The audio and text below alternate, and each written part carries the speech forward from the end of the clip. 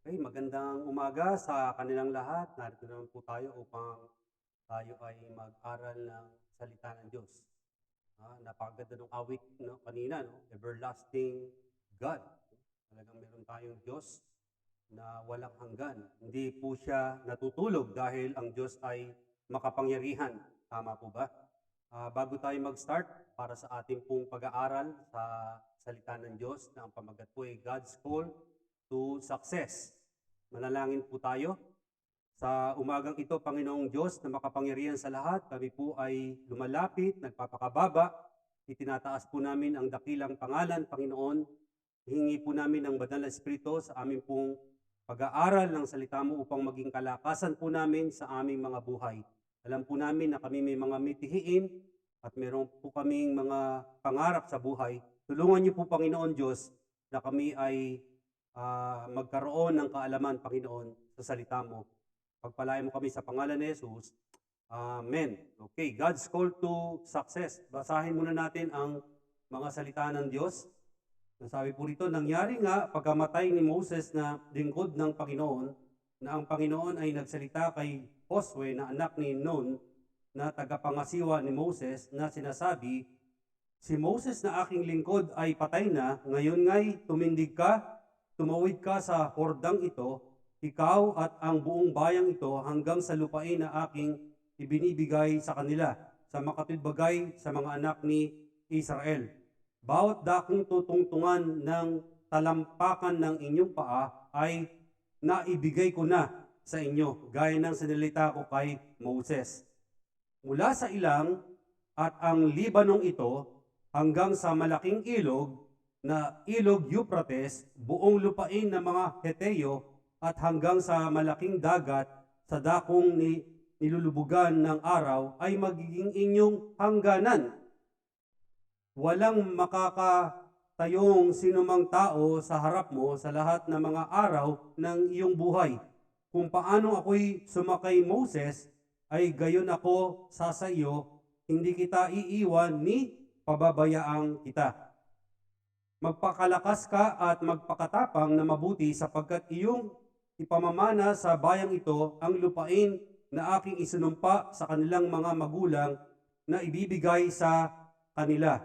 Magpakalakas ka lamang at magpakatapang na mabuti na isagawa mo ang ayon sa buong kautusan na inuutos sa iyo ni Moses na aking lingkod. Huwag kang liliko sa kanan o sa kaliwa upang ikaw ay magtamo ng mabuting kawakasan saan ka man pumaroon.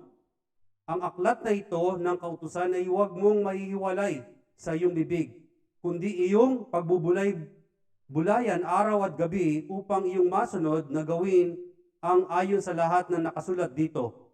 Sapagkat kung magkagayoy, iyong pagiginhawain ang iyong lakad at kung magkagayoy, magtatamo ka ng mabuting kawakasan. Hindi ba kita inuutusan, ikaw ay magpakalakas at magpakatapang na mabuti, huwag kang matakot ni manglupaypay sapagkat ang Panginoon mong Diyos ay sumasayo saan ka man pumaroon.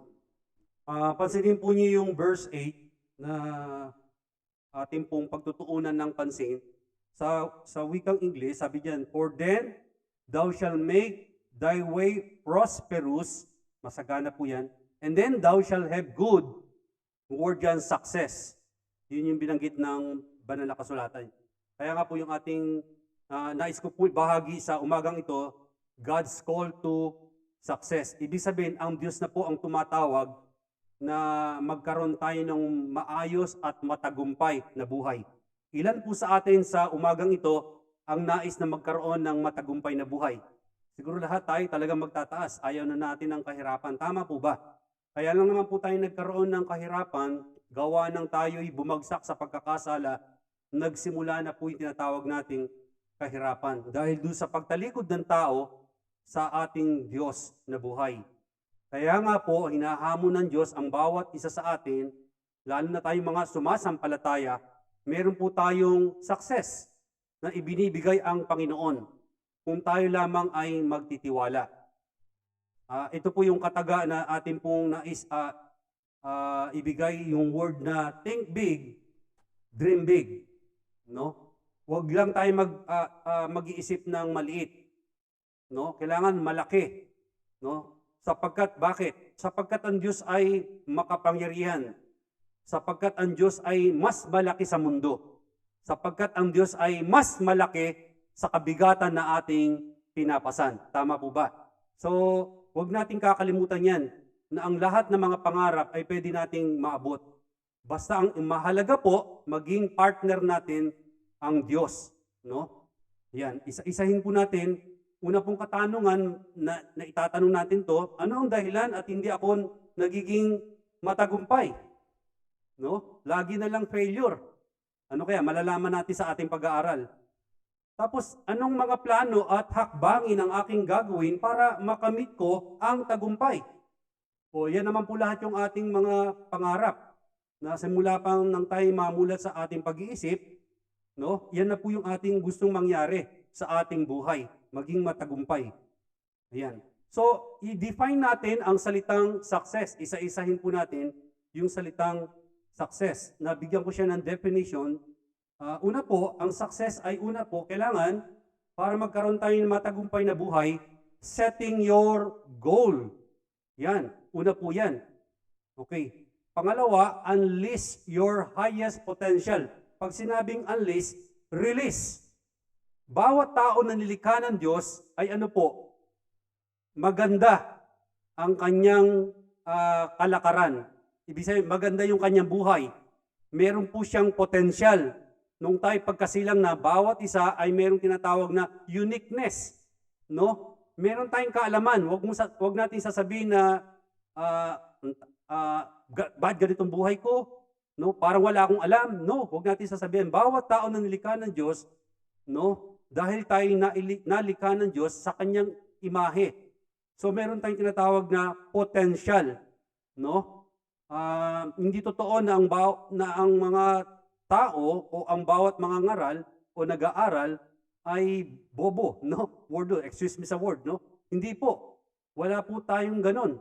Sapagkat ang Diyos ay matalino at maalam sa lahat ng bagay. Ayan. And then pangatlo, commitment to do the task. Meron ba tayong ganyan?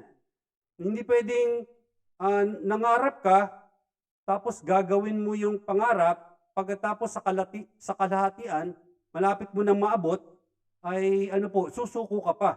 Parang yung taong lumalangoy swimmer siya, tapos nasa kalagitnaan na siya, sabi niya, pagod na ako, babalik na ulit ako. Malapit na siya makarating. So, kailangan po yung commitment. Diba po? Pag walang commitment, hindi mo talaga magagawa ang nais mong maabot. And then, yung word na creativity, ibig sabihin, malikhain. No? Marunong tayong lumikha dahil binigyan tayo ng Diyos ng kaalaman. No? Pag sinabing malikhain, ano bang kailangan na unique naman ang aking gagawin? No? Parang sa business world, di ba po? Kung hindi ka po maalam o malikain, matatalo ka dahil po tambak-tambak na po ang business niya, may iwanan ka. No? Kailangan maging malikain tayo. No? And then, sabi po dyan, ito pong napakahalaga, endure hard work. No? Ang pangarap, hindi pwedeng kinabukasan na dyan na yung pangarap. Hindi po ganun. Ang pangarap, kinakailangan po ng pagpupunyagi, matiisin. No? Normal kapag gusto natin makamit yung ating dream, no, yung matagumpay na buhay, kailangan talaga ng hard work sa ating buhay. And then last, sacrifice. Yan. Gusto natin maabot yung ating dream, gusto natin maabot yung ating matagumpay na mga pangarap, kailangan natin ng sacrifice. Kapag wala po ang sacrifice, wala rin. Of course, na andun ang Diyos na makapangyarihan na siyang susubaybay sa atin. No? Kailangan po yan. Kaya nga yan, no? Success. Setting your goal, unleash your highest potential, commitment to do the task, creativity, endure hard work, sacrifice. Yan. No? Ito, sabi rito, life without a goal is like playing basketball without a ball. Nakapanood ba kayo ng basketball? Na nagtatakbuhan sila, wala naman silang bola. Eh, anong tingin mo dun? Diba? Naghahabulan, wala namang bola. merong ngang tinatawag na pagsyusyutan ng goal o ng bola, wala naman yung tinatawag na goal, di ba? So importante. So, importante po talaga yung tinatawag nating setting a goal na binanggit ko. Merong isang awit na pamagatay, "Nasaan kaya ako?" 'No? Ang sabi niya do'n, "Naglalaro sa hangin ang buhay ko, di malaman kung saan ang tungo. Sumasabay sa agos ng mundong ito, ako'y gulong-gulo." Grabe po 'no? Totoo, eh, 'di kasi bakit? Wala siya kasing goal, kaya siya gulong-gulo, 'di ba? Pero kapag ang isang tao meron siyang direksyon, meron siyang goal, meron siyang patutunguhan. Tama po ba? 'No? Ayan 'no? Mamaya ako natatanong, sa ipagpapatuloy yung awit baka tayo'y bagyuhin 'no? So, what is success from God's point of view? Ang sabi po do'n, it is a continuing what God wants you to be. 'Di ba? Ang kinakausap niya dito si Joshua na, 'no? Ito yung gusto kong mangyari sa buhay ninyo. Joshua, siya yung nagbibigay ng tagumpay, 'no? Ibig sabihin, nagtataka kung babasahin natin ang salita nito, 'di ba, ang Diyos ay makapangyarihan, tama po ba? Ang iniisip ko minsan, kung ang Diyos ay makapangyarihan, 'di ba, nung nilikha niya itong mundong ito, 'di ba? Magkaroon ng bundok, magkaroon ng ganito, magkaroon ng liwanag, 'di ba? Sa salita niya. Marahil siguro tatanungin niyo, bakit na lang hindi nagsalita ang Diyos sa mga Israel, malipat ang Israel sa pangakong lupa? Boom! Andun kaagad. Bakit kaya? No? Kailangan po talaga natin ng kooperasyon. Hindi naman laging libre lagi, di ba? Ang sarap kasi talaga ng libre, no? Di ba? Kapag libre, parang walang sarap kainin, di ba? Pero kapag ikaw na magsasacrifice, parang ang bigat bumunot. No? Ganun kasi ang tao. Ang nais ng Panginoon na meron tayong tinatawag na kooperasyon doon sa kanyang plano sa ating mga buhay. Yan po yung sasabi ko dyan. Then, how God was involved in our success. Ito nga po, God sets a goal for us. Diba? Ito ang nais kong pangarap sa inyo, Josue, sa iyong bayan. Wala nang aking lingkod na si Moses, ikaw naman. No, ikaw naman ang nais kong gawing lingkod at ikaw naman ang magiging leader nitong Israel. Dadalihin mo sila doon sa lupang pangako. O alam naman ni Joshua yung mga dinaanan ni Moses bilang leader. Kasi lagi siyang nasa side ni Moses. No, hindi madali 'yon. No, siyempre merong konting kaba. Iniiwan na sa kanya yung task, yung responsibilidad na kanyang dadalhin. Tama po ba? Mabigat-bigat po 'yon, no? Kaya nga may mga pananalita ang Panginoon diyan na assurance. So una po, no, para ating makamit yung success na yon, una sabi niya, a call to claim the land.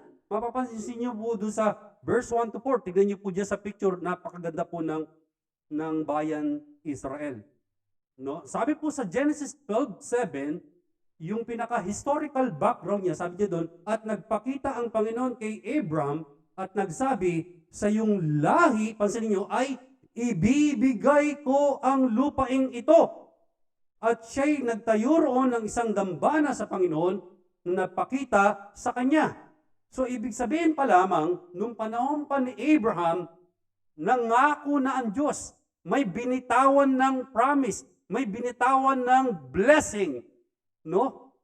Kaya nga yung blessing na yon, kung sa iyan ay susundan ka.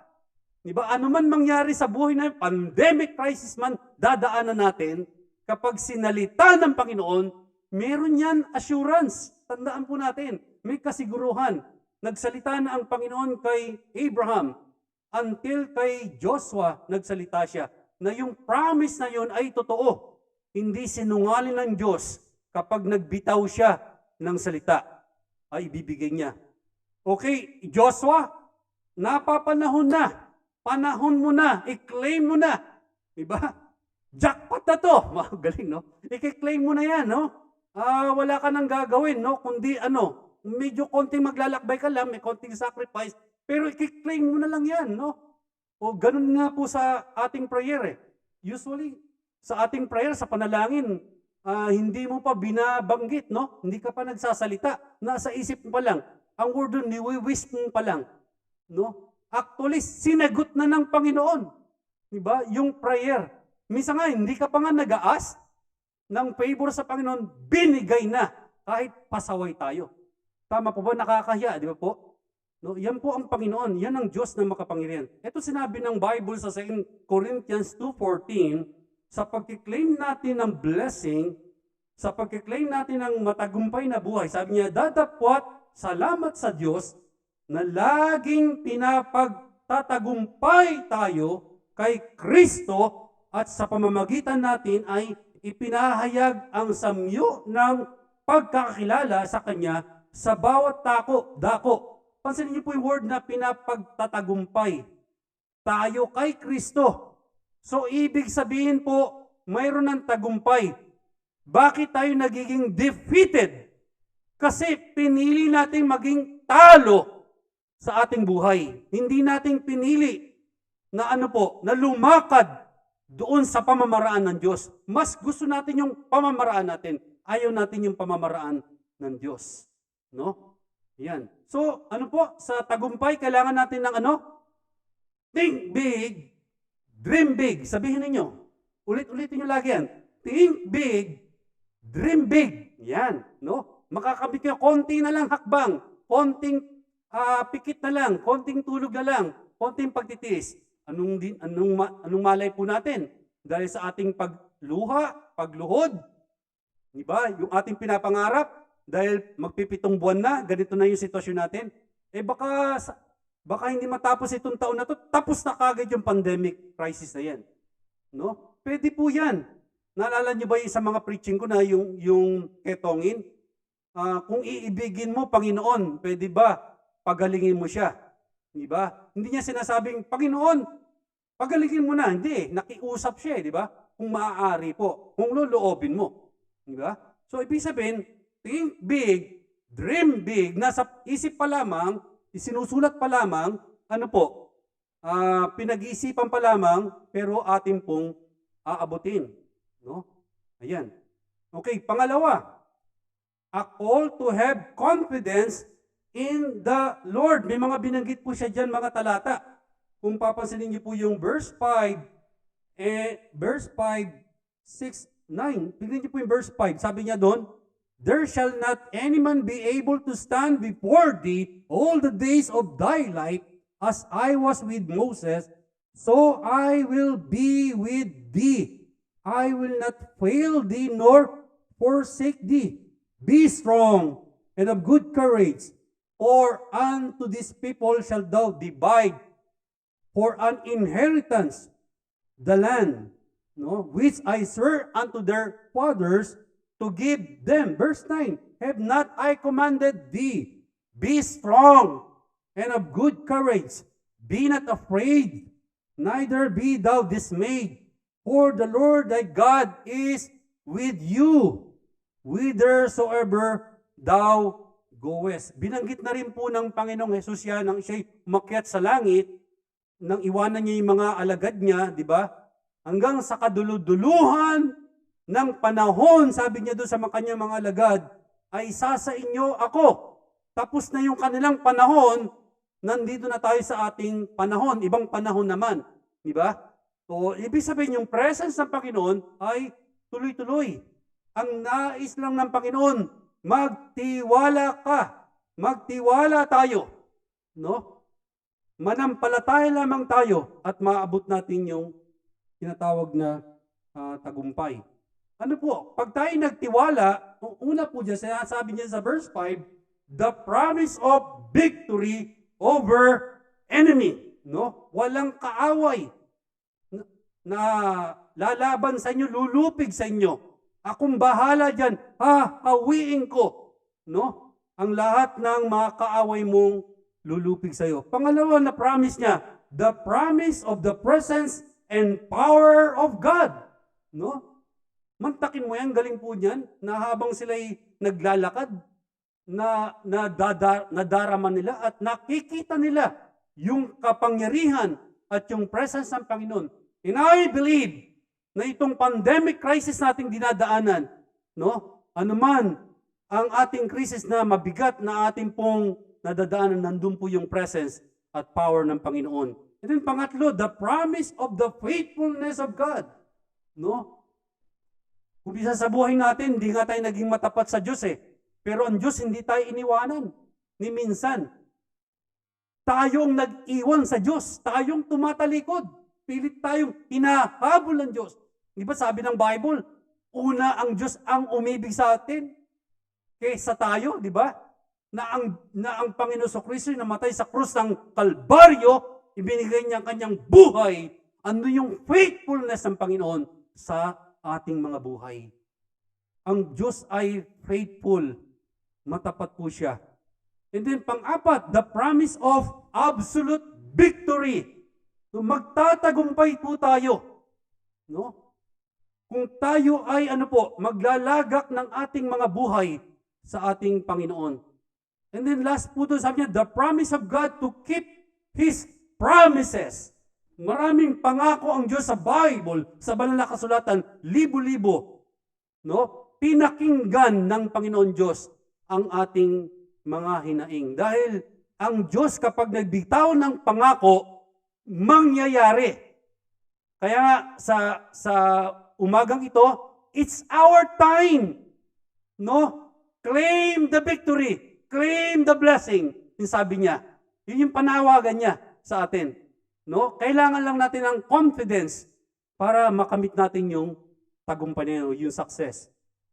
Pangatlo po, a call to carry out the law. Gusto natin na magkaroon ng tagumpay? No? Wag nating kakalimutan ang salita ng Diyos. Yan ang napaka-importante po. No? Wag nating kakalimutan. Sa verse 7, to keep the law. No? Ingatan. No? I-practice, isagawa yung salita ng Diyos. Pagtiwalaan natin dahil ang salita ng Diyos ay makapangyarihan. If you love me, sabi nga ng Bible, keep my commandments. Yun ang sinabi po niya. Sa Psalms 119, verse 106, sabi niya, your word is a lamp unto my feet and a light unto my path. Napakaganda po. Pangalawa po, anong gagawin natin sa law? To meditate on the law. Sabi doon, thou shalt meditate it day and night. No? Hindi po yung Facebook ang minimeditate natin. No? Hindi po yung mga problems.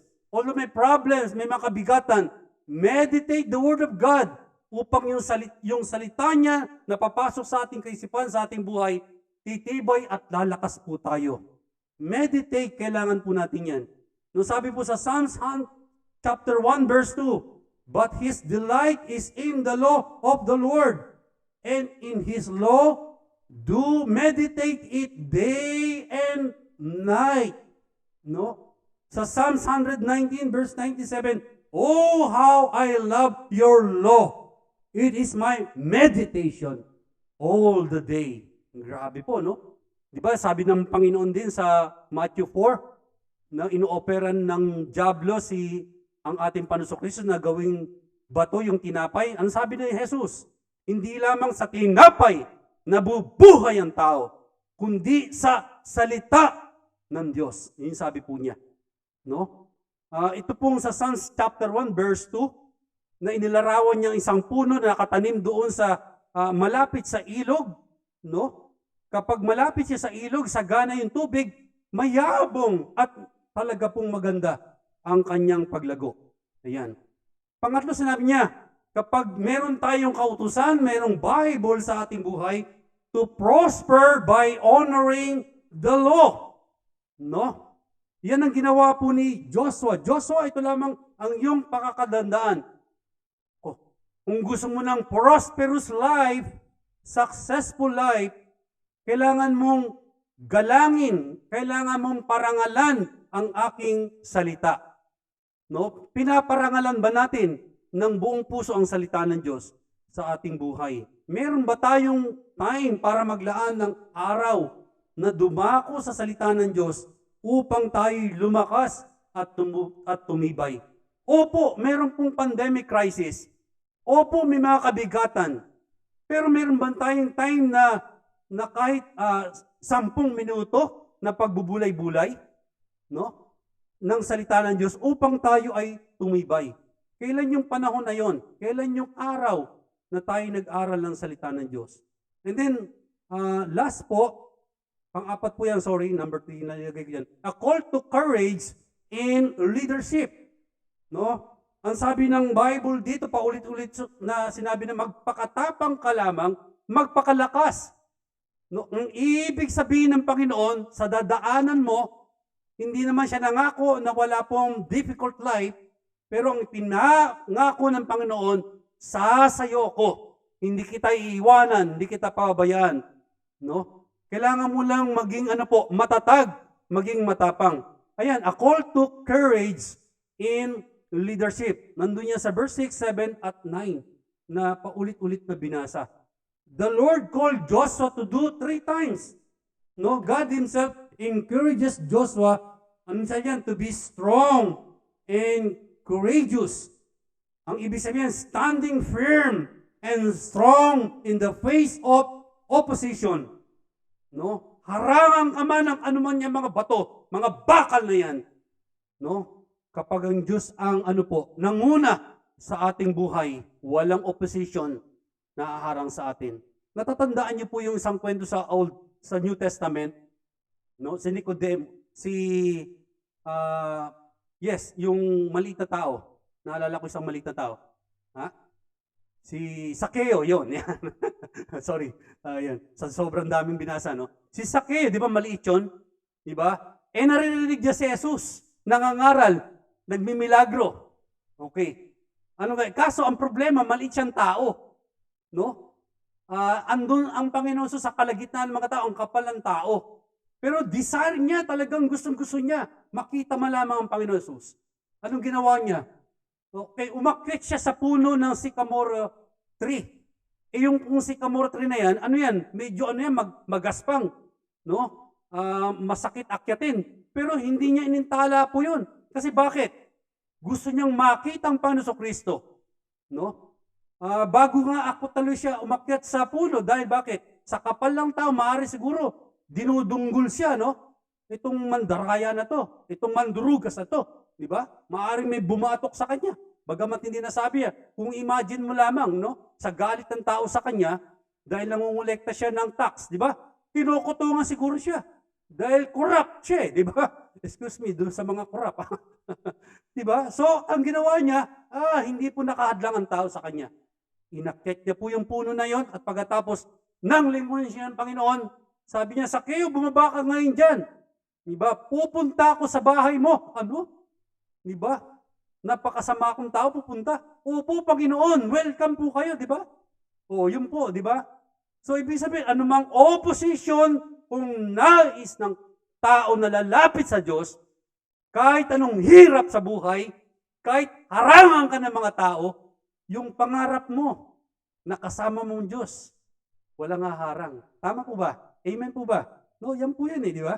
Ang sabi po sa 1 Corinthians in the last verse na ating pong isi-share sa inyo, 1 Corinthians 15:50, sabi niya, kaya nga mga kapatid kong minamahal, kayo'y magsitatag, huwag makilos, na laging sumasagana sa gawa ng Panginoon, yamang nalalaman ninyo na hindi walang kabuluhan ang inyong gawa sa Panginoon. Yan sabi niya, in-encourage ni Paul ang mga taga-Korinto. No? Marami rin kabigatan sa buhay nila. Pero sabi niya, magpatuloy kayo, maging matatag po kayo sa buhay niyo. Huwag kayong makilos. Ang ibig sabihin, huwag makilos. Huwag nawa sana kayong aalis pa. No? Huwag sana kayong babagsak pa sa iyong pananampalataya. Sumagana nawa kayo, no, sa sa gawa ng Panginoon. No? Sa ating pong pananampalataya, magkakaroon po ng mabubuting gawa. Ayan ang kailangan natin. No? Marahil sa umagang ito, ikaw ay humaharap sa mga iba't ibang hamon sa buhay. Huwag nating kalimutan, kung ang Panginoon ay pinatnubayan sila Moses, sila Abraham, sila Joshua, ang Panginoon din yung Panginoon ni Moses, Panginoon ni Abraham, Panginoon ni Joshua, ay siya pa rin yung Panginoon Diyos na siyang papatnubay at aalalay sa ating buhay. So mahal tayo ng Panginoon. Keep on, keeping on, never give up sa ating buhay. Pagpalain kayo ng Diyos, naway patuloy tayong tulungan sa ating mga pangarap. And I declare, and I believe, and I pray, anumang pangarap na yan na inyong aabutin, kung meron tayong pananampalataya, bibigay ng Panginoon yan. Amen po ba? Mag-pray po tayo. Panginoon, sa umagang ito, kami po ay nagpapasalamat sa iyong pagpapala. Nagpapasalamat din po kami, Panginoon, na hindi ka nananawa na kami patnubayan at ingatan. At di ka rin nananawa na kami pagpalain, Panginoon. It's our time, Panginoon, bilang anak po ninyo, na kami pagpalain at makamit po namin ang matagumpay na buhay. Panginoon, dinadalain ko po ang mga nanonood sa umagang ito. Kung meron silang mga struggle sa buhay nila, may kabigatan na dinadala ngayon, Panginoon, hindi mawari, Panginoon, kung anong kanilang gagawin. Panginoon, nakikiusap po ang iyong lingkod na damayan mo sila sa kabigatang ito at tulungan na maging matatag sa kanila pong dinadalang pasan na kabigatan. Salamat po, Panginoon. Ito pong aming daing at panalangin sa tanging pangalan ng Panginoon Jesucristo na aming Panginoon tagapagligtas. Amen. Bulay-bulayin na po natin ito pong response.